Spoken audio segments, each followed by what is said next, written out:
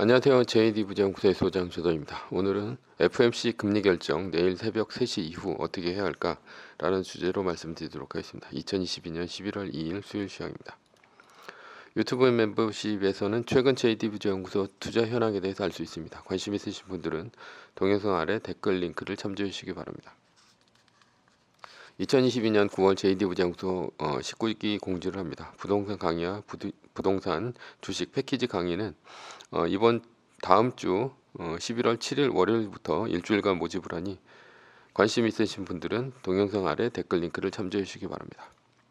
뉴욕 마켓워치 11월 FOMC 결과 D-1 주식 떨어지고 채권 달러 혼조다라는 기사가 있는데요. 나스닥은 0.89%, S&P 500 지수는 0.41%, 그리고 다우존스 지수는 0.24% 떨어지며 3대 지수 모두 하락했습니다. 메인 뉴스입니다. FOMC 금리 결정 내일 새벽 3시 이후 어떻게 해야 하나. 어제 홍콩 항생 지수가 5.23% 올랐습니다. 이렇게 오른 이유는 중국이 코로나 방역 조치를 완화한다는 찌라시 때문이죠. 그러나 중국 정부는 이를 공식으로 부인했습니다. 그런 영향으로 어제 나스닥 선물은 1%가 넘게 폭등했습니다. 호주 중앙은행이 어제 금리를 25bp 올렸습니다. 50bp를 올리고 이후에 두 번 연속으로 25bp를 올린 것인데요. 연준은 75bp 인상을 하면서 빅스텝을 하는데 왜 호주가 베이비 스텝을 하냐 하는 이유는 주택시장의 버블이 너무 심하기 때문입니다. 이외에도 호주는 원자재 수출국입니다. 석탄을 비롯한 전통적인 원자재 말고도 리튬, 친환경 원자재 등을 수출해서 큰 돈을 벌고 있고요. 농산물도 수출하고 있죠. 따라서 인플레이션의 영향에 크게 영향을 받지 않습니다. 그러니 크게 금리를 인상할 필요가 없는 것이죠. 나스닥은 장이 시작되고 상황이 바뀌었습니다. 미 노동부 졸트가 발표되고 나서인데요. 채용 공고가 줄어드는 추세에서 갑자기 늘어났기 때문입니다. 하필 FOMC를 앞두고서죠.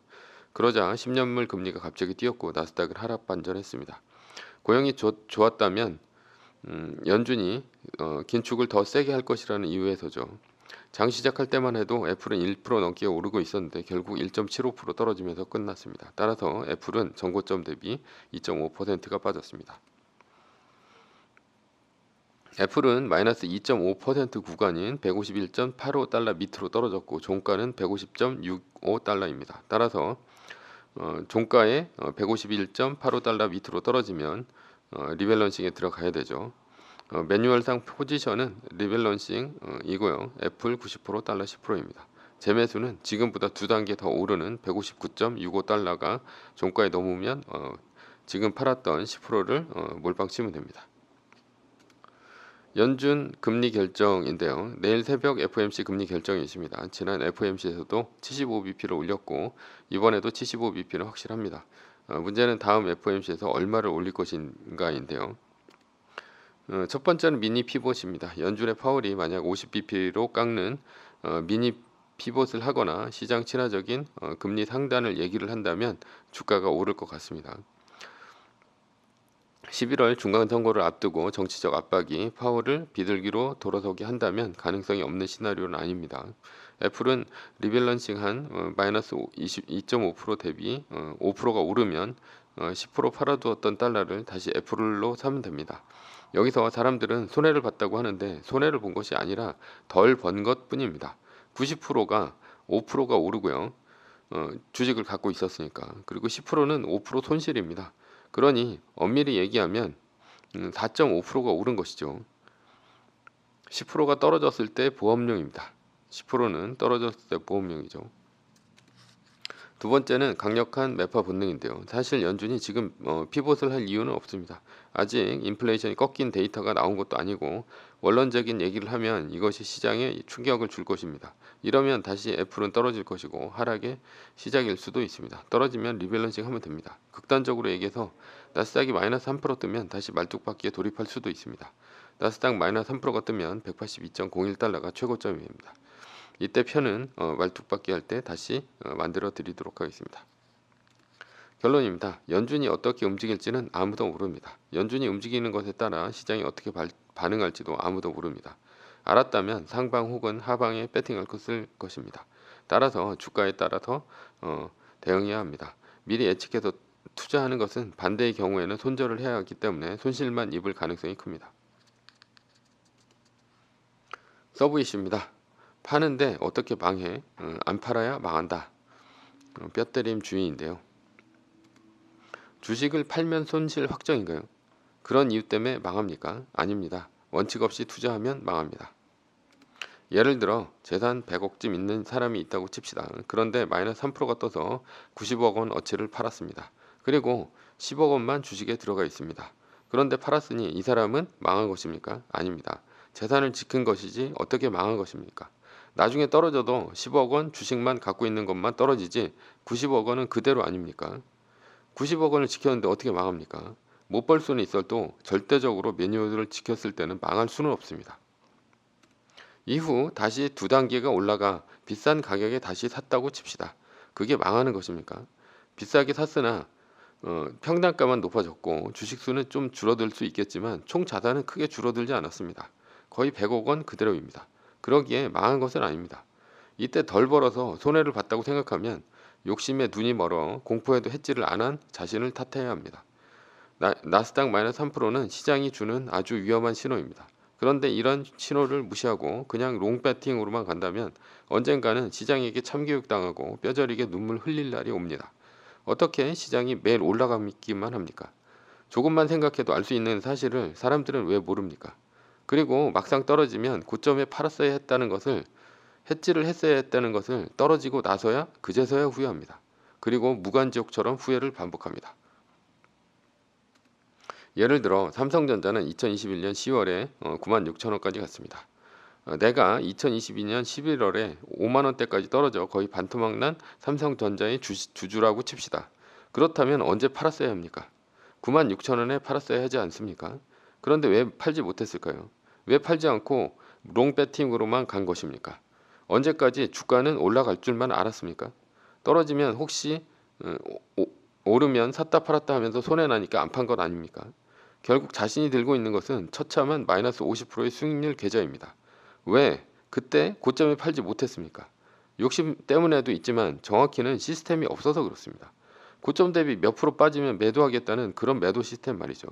그러니 막상 떨어져도 언제 팔아야 될지 몰라 떨어지는 주식을 보며 어떻게 이런 말만 하고 행동은 못한 것입니다.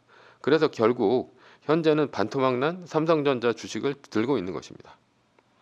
어디 삼성전자뿐입니까? 엔비디아, 메타, 로블록스, 스냅, 코인베이스, 어도비 등등 마이너스 50%가 아니라 마이너스 80%난 종목들도 나스닥엔 허다합니다. 그러니 결국 어떤 것이 망한 것입니까?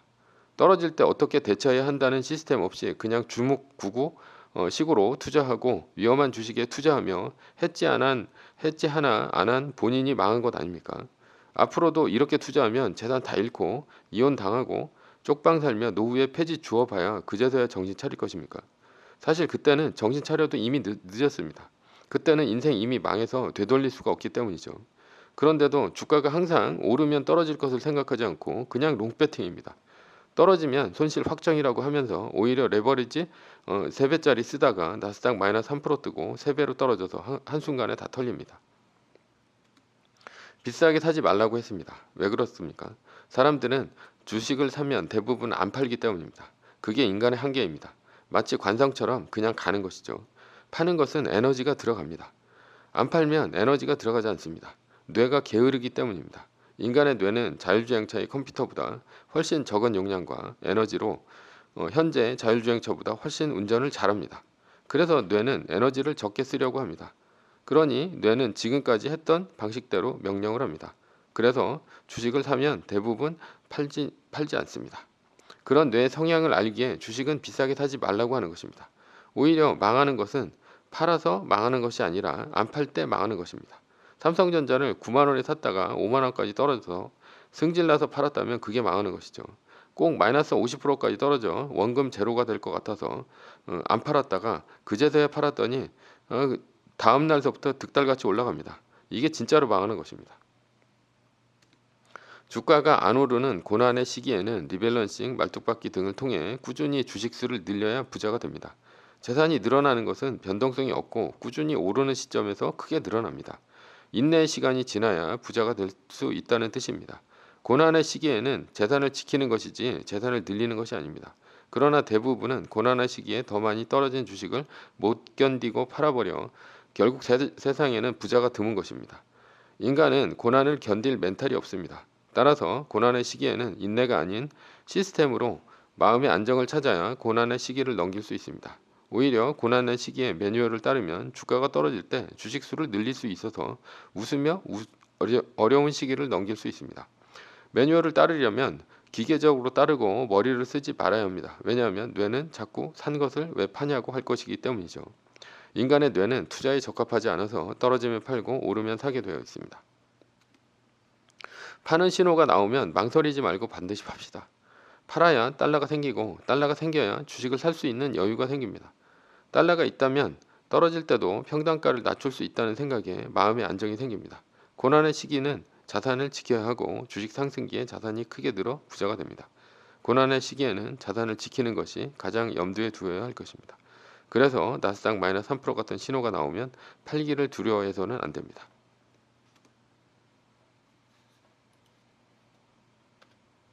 결론입니다. 언젠가는 주가가 떨어지기만 하면 고난의 시기는 끝납니다.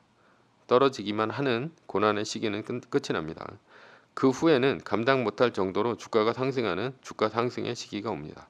매뉴얼을 지킵시다. 고난의 시기를 지날 수 있게 해줄 것입니다. 유리 멘탈로 고난의 시기를 견딜 수는 없습니다. 매뉴얼입니다. 세계 1등 주식은 전고점 대비 2.5% 떨어질 때마다 10%씩 팔면서 리밸런싱을 하다가 나스닥 마이너스 3%가 뜨면 말뚝을 박는 것입니다. 그러다 반등이 시작되면 V자 반등 리밸런싱을 하면 됩니다.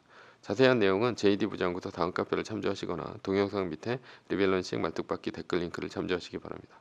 전제는 세계 1등 주식은 우상해야 합니다. 매뉴얼을 지키며 세계 1등에 투자하면 매년 25%의 복리로 10년간 10배, 20년간 100배로 재산을 불릴 수도 있습니다. 위의 상황은 매뉴얼일 뿐입니다. 따를 사람은 따르고 참고할 사람은 참고하시면 됩니다.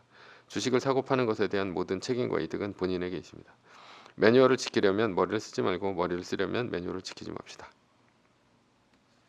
오늘은 FOMC 금리 결정 내일 새벽 3시 이후 어떻게 해야 할까라는 주제로 말씀드렸고요. 지금까지 JD 부장연구소의 소장 조던이었습니다. 컨텐츠가 좋았다면 구독, 좋아요, 알람 설정 부탁드립니다. 지금까지 들어주셔서 감사합니다.